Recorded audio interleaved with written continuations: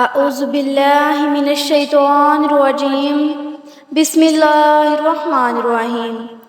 شروع اللہ کے نام سے جو بڑا مہربان نہایت رحم فرمانے والا ہے۔ السلام علیکم ورحمۃ اللہ وبرکاتہ۔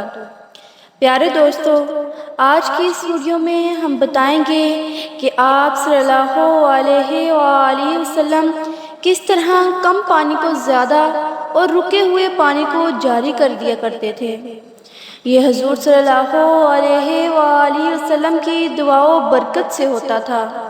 چنانچہ صحیح مسلم میں سیدنا معاذ بن جبل رضی اللہ تعالی عنہ سے غزوہ تبوک کے سلسلے میں مروی ہے، وہ بیان کرتے ہیں کہ حضور صلی اللہ علیہ وآلہ وسلم نے اپنے صحابہ کرام رضی اللہ تعالی عنہ سے فرمایا، تم انشاءاللہ طلوع آفتاب کے وقت چشمہ تبوک پر پہنچ جاؤ گے۔ تم میں سے جو بھی وہاں پہنچے پانی کو ہاتھ نہ لگانا جب تک کہ میں وہاں نہ پہنچ جاؤں۔ حضرت معاذ رضی اللہ تعالی عنہ فرماتے ہیں کہ جب ہم چشمے پر پہنچے تو دو آدمی وہاں ہم سے پہلے پہنچے ہوئے تھے۔ اس وقت سے قطرہ قطرہ پانی ٹپک رہا تھا۔ پھر حضور صلی اللہ علیہ وآلہ وسلم نے ان دونوں سے دریافت فرمایا، کیا تم نے پانی کو ہاتھ لگایا ہے؟ انہوں نے کہا ہاں۔ حضور صلی اللہ علیہ وآلہ وسلم نے انہیں ملامت فرمائی اور فرمایا، خدا جو چاہتا ہے ہوتا ہے۔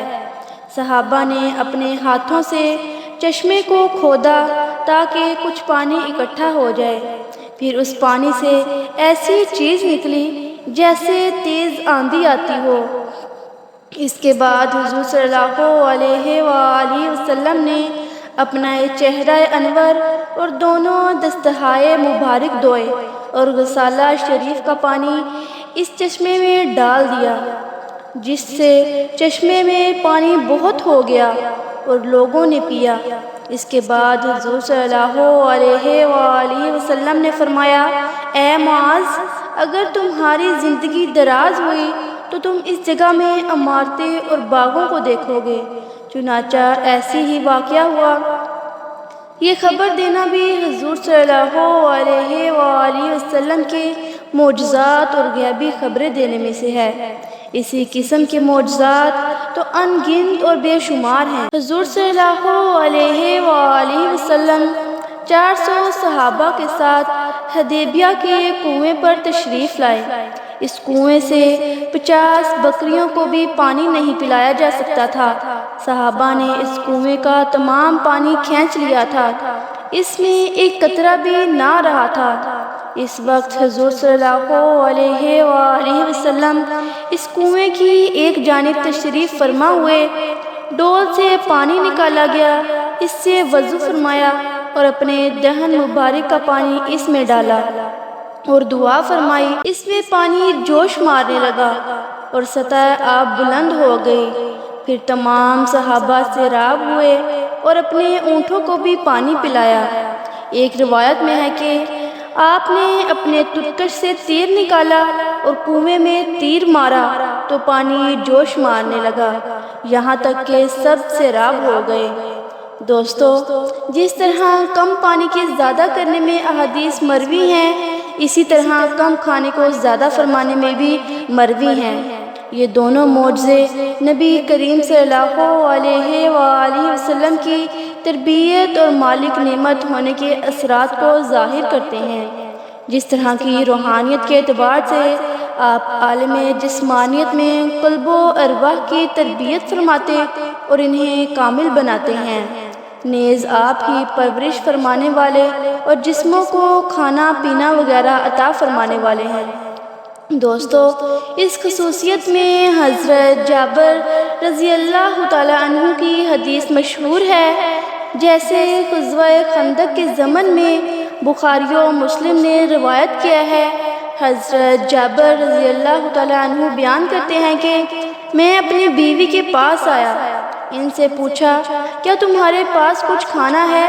کیونکہ میں نے رسول اللہ صلی اللہ علیہ وآلہ وسلم کے چہرہ انور پر سخت بھوک کے آثار دیکھے ہیں تو میری بیوی نے ایک تھیلا نکالا جس میں 1 سا کے قریب جو تھے اور 1 فربہ بکری کا بچہ تھا۔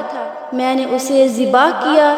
بیوی نے جو کا آٹا پیسا، گوشت بنا کر دیگچی میں چڑھا کر حضور صلی اللہ علیہ وآلہ وسلم کی خدمت میں حاضر ہوا اور عرض کیا، یا رسول اللہ، میں نے ایک بکری کا بچہ ذبح کیا ہے اور میری بیوی نے جو کا آٹا پیسا ہے۔ حضور صلی اللہ علیہ وآلہ وسلم اپنے چند صحابیوں کو لے کر میرے غریب خانہ پر تشریف لے چلے۔ حضور صلی اللہ علیہ وآلہ وسلم نے بآواز بلند فرمایا، جابر نے کھانا تیار کیا، آؤ ان کے یہاں چلیں۔ پھر حضور صلی اللہ علیہ وآلہ وسلم نے حضرت جابر رضی اللہ تعالیٰ عنہ سے فرمایا، دیگچی کو چولہے سے نہ اتارنا اور گوندتے ہوئے آٹے کو یوں ہی رکھنا۔ پھر حضور صلی اللہ علیہ وآلہ وسلم 1000 صحابہ رضی اللہ تعالیٰ عنہم کے ساتھ تشریف لائے۔ ہم آٹے اور دیگ کو حضور صلی اللہ علیہ وآلہ وسلم کے ملاحظہ میں لائے۔ حضور صلی اللہ علیہ وآلہ وسلم نے اپنا لعاب دہن مبارک ان میں ڈالا اور برکت کی دعا فرمائی اور میری بیوی سے فرمایا، روٹی پکاؤ اور کسی ایک عورت کو اپنے ساتھ ملا لو اور دیگ سے گوشت نکالتے رہو مگر اس میں جھانک کر نہ دیکھنا۔ وہ فرماتے ہیں کہ خدا کی قسم، ان 1000 آدمیوں نے شکم سیر ہو کر کھایا اور دیگ میں بدستور گوشت جوش مار رہا تھا اور آٹا بھی باقی تھا۔